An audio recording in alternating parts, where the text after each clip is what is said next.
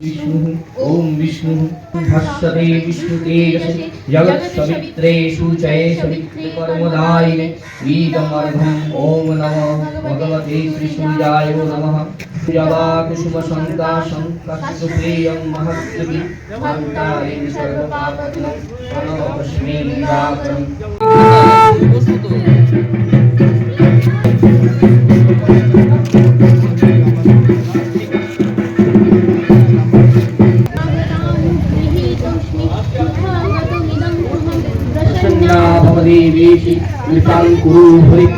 ओम एतस्मै वा पद्यात्मकाय नमः।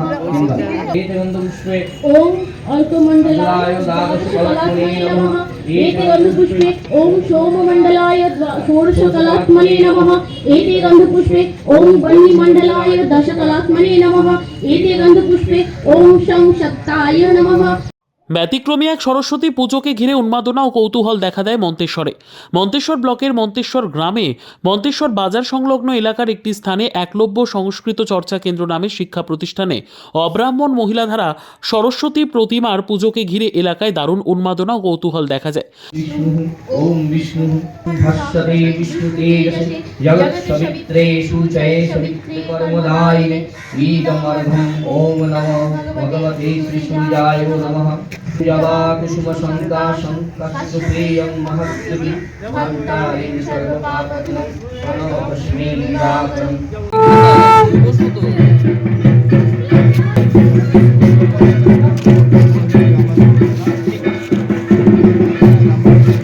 ছাত্রছাত্রী থেকে সাধারণ মানুষজনের মনে এই সরস্বতী পুজোর প্রধান উদ্যোক্তা শিক্ষক শরবিন্দু রায় জানান, এই পুজো এই বছর ৮তম বছরে পদার্পণ করে।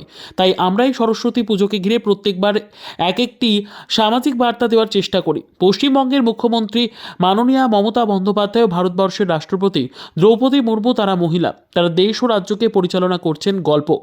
দেশের সামাজিক প্রকল্পে ও ক্ষেত্রে পুরুষদের থেকে মেয়েরা অনেক এগিয়ে গেলেও পূজার্চনার ক্ষেত্রে মেয়েরা পিছিয়ে পড়ছে।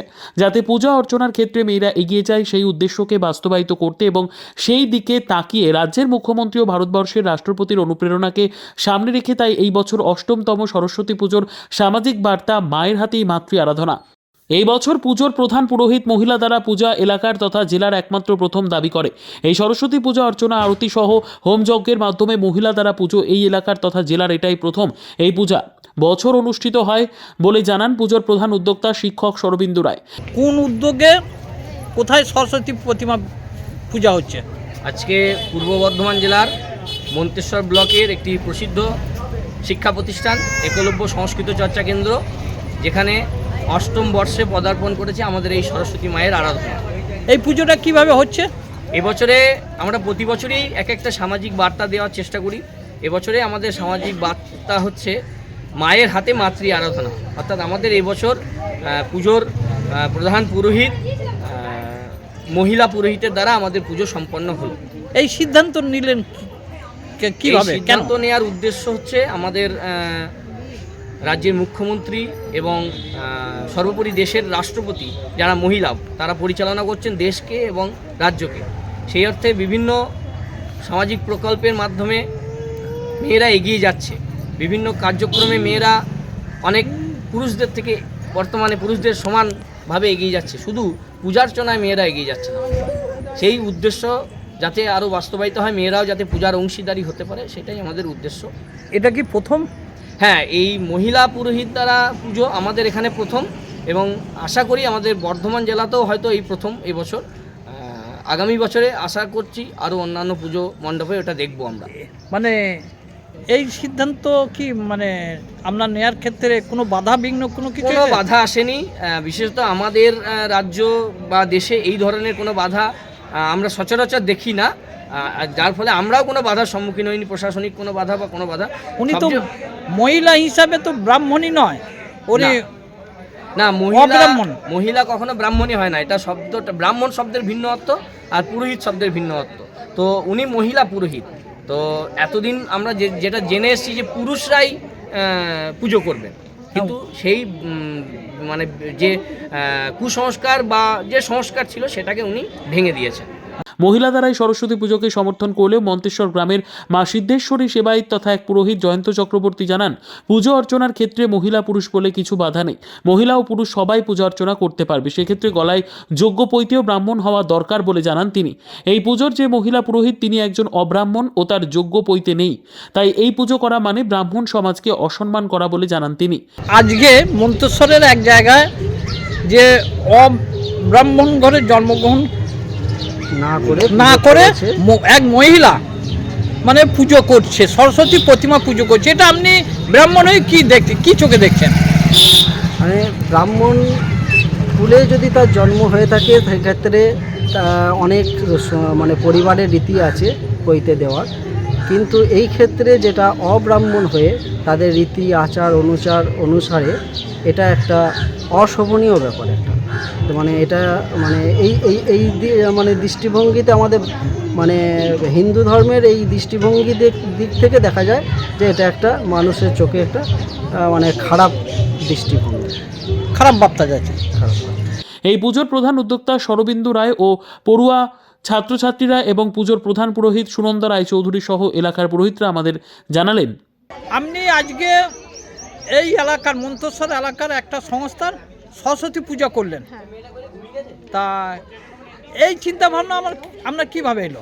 চিন্তাভাবনা আমার অনেক দিনই ছিল। আমি বিয়ের আগেই প্রশিক্ষণ নিয়েছিলাম বেলুড়ের একটি প্রতিষ্ঠান থেকে, এবং আমি আর আমার এক বান্ধবী মিলে এই প্রশিক্ষণ নিয়েছিলাম যে পুজো করব। সে মেয়েরা তো এখন সবই করছে, তাহলে পৌরোহিত্যতে কেন বা পিছিয়ে থাকবে? মেয়েরা প্লেন চালাচ্ছে, জাহাজ চালাচ্ছে, সব কিছুতেই মেয়েরা এগিয়ে আছে, তাহলে এখন পৌরোহিত্যটাই কেবল। আর দেখতে গেলে আমাদের মা দিদিরা বা বাড়িতে কাকিমা জেঠিমারা তারা পুজোর প্রায় সবটাই জানে, শুধু পুজোটা তাদেরকে করতে দেওয়া হতো না এতদিন, কোনো একটা নিয়মের আধারে বেঁধে রাখা হয়েছিল। কিন্তু এখন আমি সংস্কৃত একজন স্টুডেন্ট ছিলাম, এখনও আছি, তো পড়ে যেটা দেখলাম যে কোথাও ঠাকুরও বলে দেননি আর শাস্ত্রতেও কোথাও বাধা নেই যে মেয়েদের পুজো করা চলবে না বা পৌরোহিত্য করা চলবে না। তাই আমিও উদ্যোগ নিয়েছিলাম যে আমারও ইচ্ছে ছিল যে আমি নিজে মন্ত্রপাঠ করব ঠাকুরের জন্য এবং আমি নিজে পুজো করব। এর আগে কোথাও পুজো করেছেন? হ্যাঁ, আমার বাড়ির ওখানে আমি আগে একবার একটা প্রতিষ্ঠানে লক্ষ্মী পুজো করেছিলাম। লক্ষ্মী প্রতিমা না বাড়ি পুজো? না, ওই ছোটোখাটো করে একটা পুজো হয়েছিল, এবং আমি আমার বাড়িতে দীর্ঘদিন ধরে সরস্বতী পুজো করে আসছি, আর গায়ত্রী যজ্ঞ আমি করতাম। তাই এই পুজো তো প্রথম, এবার সরস্বতী পুজো বা এই ঠাকুরের প্রতিমা পুজো প্রথম, সংস্থানের পুজো প্রথমবার। এই যে এইভাবে আপনি ব্রাহ্মণ না হয়ে যে আপনি যে পুজো করলেন, আপনার কোনো বাধা বিঘ্ন বা কোনো কিছু এসেছে? না, নিজেকে কিরম মনে হচ্ছে পুজোটা করে? প্রসন্ন হয়েছি। হ্যাঁ, প্রসন্ন হয়েছি। প্রসন্ন। তা এই যে এখানে একটা সংস্থা বা প্রাইভেট মানে মহিলা পুজো করছে মানে ব্রাহ্মণ না হয়ে, এটা আপনি কি চোখে দেখছেন? পূজা করার অধিকারটা শুধুমাত্র যে ব্রাহ্মণদেরই আছে সেটা ঠিক নয়। ব্রাহ্মণদের মধ্যে ব্রহ্মত্ব ভাবটা সবসময় থাকে, যেহেতু তিনি পৈতে ধারণ করেন। কিন্তু যে কোনো মানুষই তার মনের ব্রহ্মকে যদি জাগাতে পারে, তার ব্রাহ্মত্বের যদি প্রকাশ তার মনের মধ্যে জাগে, তারপরে তিনি পূজা আজা করতে তার ক্ষেত্রে কোনো বিধি নিষেধ আছে বলে আমি মনে করি না। পুজো যে কেউ করতে পারে, তাহলে এতে কোনো অসুবিধা অবশ্যই নেই। পুজোটা কিরম ভাবে কাটাচ্ছ সরস্বতী পুজো? খুব ভালোভাবেই কাটাচ্ছি। আনন্দ উৎসাহের সঙ্গে? একদম। কার সঙ্গে এসেছো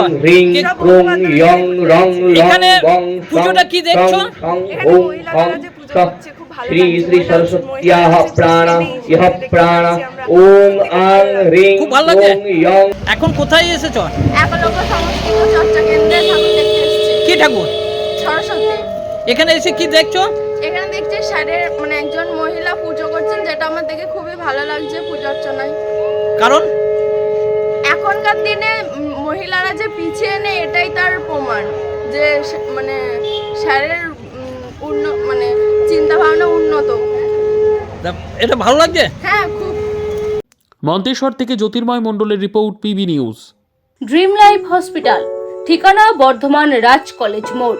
যে কোনো রকমের চিকিৎসার বিশ্বস্ত প্রতিষ্ঠান ড্রিম লাইফ হসপিটাল খুবই কম খরচে বিশ্বমানের চিকিৎসা প্রদান করে থাকে। উন্নত মানের ওয়ার্ড কেবিন, পরিষ্কার পরিচ্ছন্ন পরিবেশ দ্বারা সুসজ্জিত চিকিৎসা ব্যবস্থা ড্রিম লাইফ হসপিটালে। বিদেশি মেশিন দ্বারা আইসিইউ, অপারেশন থিয়েটার এবং প্যাথোলজি ল্যাব 24 ঘন্টায় নিয়োজিত। এছাড়াও স্বাস্থ্য সাথী কার্ডেও পরিষেবা প্রদান করা হয়। উন্নত মানের পরিষেবা প্রদান করার জন্য আমাদের ডাক্তারবাবু, মেডিকেল স্টাফ এবং সিস্টাররা সকলেই বদ্ধপরিকর। যোগাযোগ করুন 7319525110 অথবা 9734762221 এই নম্বরে।